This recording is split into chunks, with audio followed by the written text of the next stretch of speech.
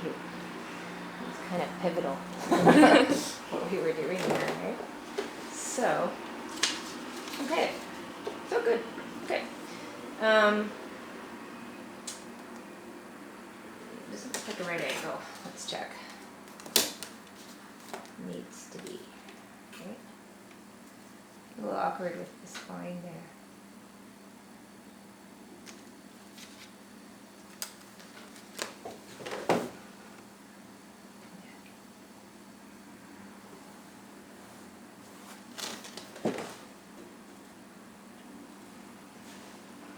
So that's another thing. Taking things square. So I don't know which edge was which, whether this was right or if that was right. But okay, so our next task then, now that we have that, is to start plotting this out. So this is the same really as the leaf exercise I sent you, so that if you have your printouts here, you can also follow along in those steps if you need to remember. So with something like this, we first want to ask, so we ask a series of questions. So first is, where does the object or objects touch the outside frame? And we're going to place these objects. So, so we're going to look at proportions. So what I like to do is just to mark a few little tick marks around the edge of, like, just visually looking for half, because that's easy for the eye to do without measuring. If you're not sure, you don't trust your eye quite yet, then you can do that at the beginning and looking for putting a few marks to show half. And even through here you could do that. But I'm not making a grid because I don't want to get a habit of that, especially if you want to do life drawing and stuff. You get used to looking for proportions. Okay, so then we say, okay, this container is about half, just a bit less than half. So if there's half, it looks like maybe about there. Or you could say, of that half, if I have it again, it's this 3/4. Right? So that's where it touches. It's touching there. And then it touches, you might say about halfway across this quadrant at the bottom. Question this, I think your actual width is here. But you maybe want to check that before you get going too far. This one touches at the bottom, just past. Its center line is not on the center line, but it's touching down here somewhere, right? So we're just going to put a few tick marks around. And where does that one touch? Well, it touches right at the halfway mark. So we're just kind of placing. So this is called point and interval. So it's kind of like finding XY axes. Okay? So you're going to go and plot the whole thing around like that. Where does it touch the outside edge? The next question, say, number 1 is touch. And this is all in your notes too. And then the next one is, where does it cross the crosshairs, right? So it crosses it. So this tall one is not on the center line, it's just past. And I have this nice little triangle that's kind of left over right there. It's easy to judge, kind of looks something like that. And I can see that it's just past half, so it's maybe there. And it touches up there, and etc. So you're going to look, okay, where does it cross here? Near halfway, just a bit over.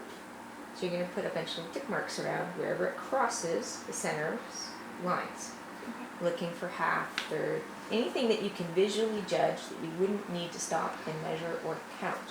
You don't want to use your left brain, right? So you're going to go around and place the drawing, right? So that's your first task. Once you have that, then you're going to start sort of roughing in the shapes. This is the same for life drawing. We want to put those beautiful curves of the lovely lady, or this wonderful curve of that vase. But a better way to draw curved things is to actually just first concern yourself with the basic angle, the basic shape, not trying to get the perfect curve, because you'll get attached to that beautiful curve, even if it's not the right one. Especially when you're drawing people and animals and things, right? So, and then we're going to leave the detail till the end, right? So we first want to just get the basic form. So if I've decided this one container is here, with drawing vases in particular, so a little bit different than some other objects, but we're going to want those center lines to keep this thing balanced. So that's part of what we have to, if it was a different kind of object I wouldn't do that, but because these are symmetrical I want center lines, and I want to plot where those center lines are too, okay? Because that way we can see if each half is the same, so it's kind of like that face thing, right? Yeah. Can I make this side same as the other side? So, so I'm going to place that center line. So I'm just going to do one of these.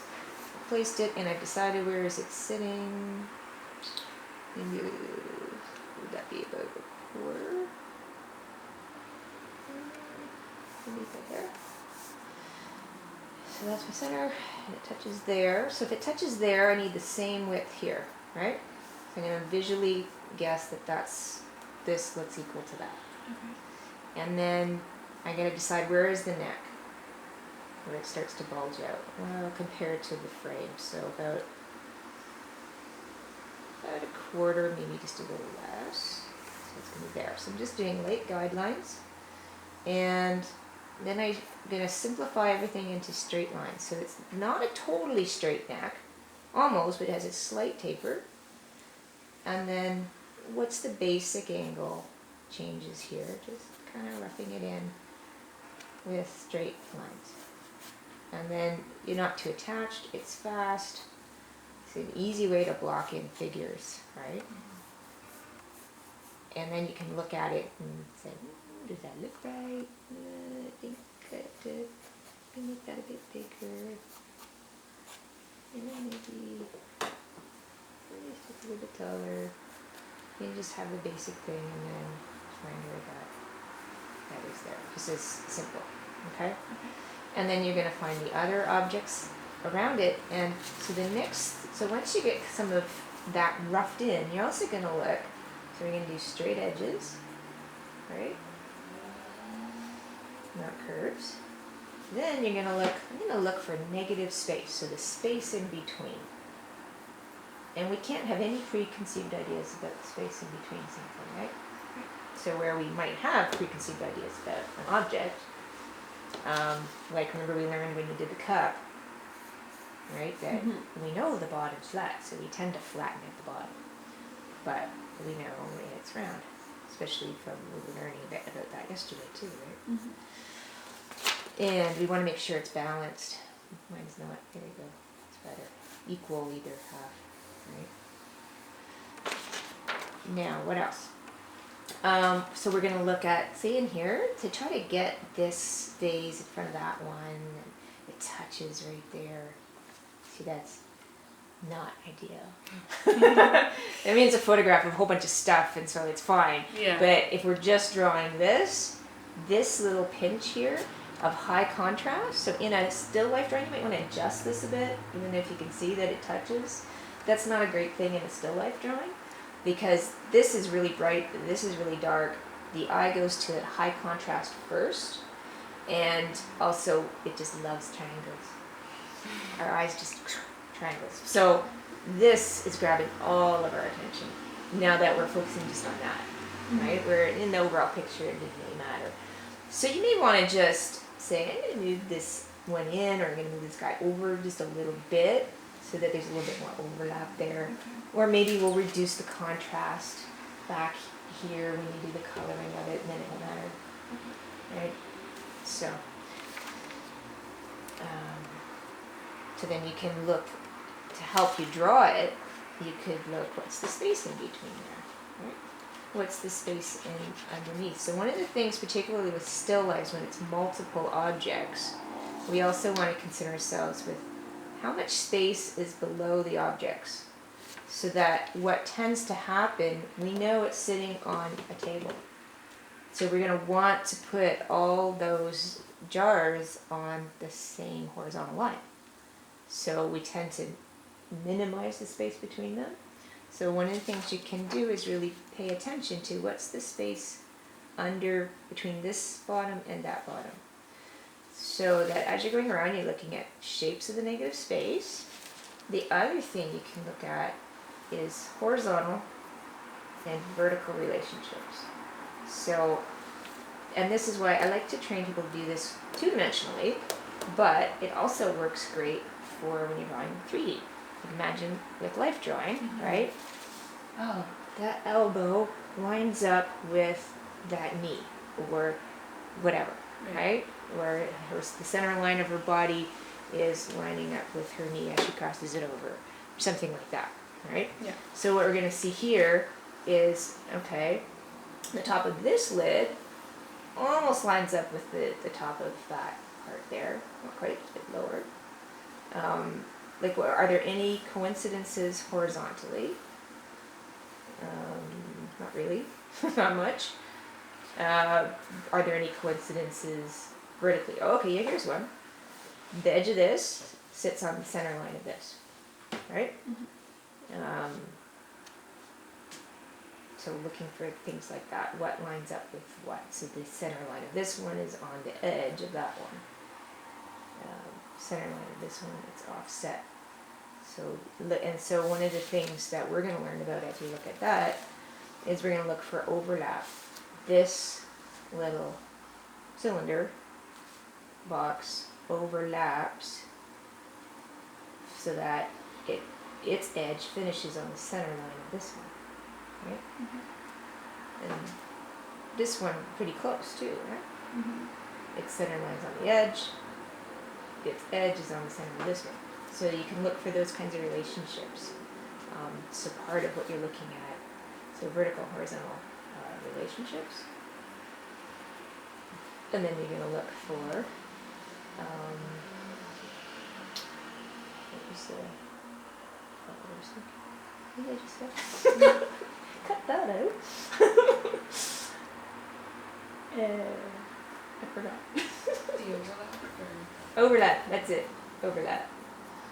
You know, in space below and stuff like that. So what you can do so when you're drawing, instead of trying to get it all, and like, how do I see all of that? Especially when you're new to drawing, it's a lot. And 4 objects at once. But because it's two-dimensional, like to do this from 3D to 2D would be more work. It's that much harder to do it from 3D. It's easier 2D to 2D. So, but to make it simpler, you have a process. Okay, I put it in a box. I find out where the center is. Then I say, where does it touch? Okay, where does it cross? Now I'm looking for kind of roughing in some straight edges. I'm looking at negative space. Then I'm going to just check horizontal and vertical relationships. Now I'm going to look at overlap. And you adjust, right? And then once you get to that, you say, I'm just going to look at it and say, does that look right? So just compare back and forth. And then if you say, oh, missed that, fix it. Then once you've done that, then we can make our lovely drawing with the beautiful curves and all the nuances and details. And we're going to, before we do that, we're going to stop and do a little bit of a warm-up exercise to help get the really beautiful stuff. Now, another way you could make this a little easier is draw it up there. So one of the things that helps us to do is to not think about so much what it is, even though I know you know what it is, but it helps somehow circumvent something in our minds where now it does help us to see just this angle, that curve across from there. So because it's 2D, you can't do that. Right. You don't have to stand on your head or something. But it's great 2D to 2D. So if you want, this will be a little bit faster and more accurate if you do it that way. Okay. So just working with your brain. So, okay. So that's your task to carry on with that. And you've got your handouts. I don't know if they are with you, that they would give you some guidelines of steps to go through, okay? I recently emailed you a more detailed guide on doing the leaf. I think I have it printed out. Yeah, because Batul was she didn't understand, so that's a question that comes up. Because in remote learning, it's a lot more questions that come up than when you're in there in person. So, anyway. Okay, so let's see how you do with that.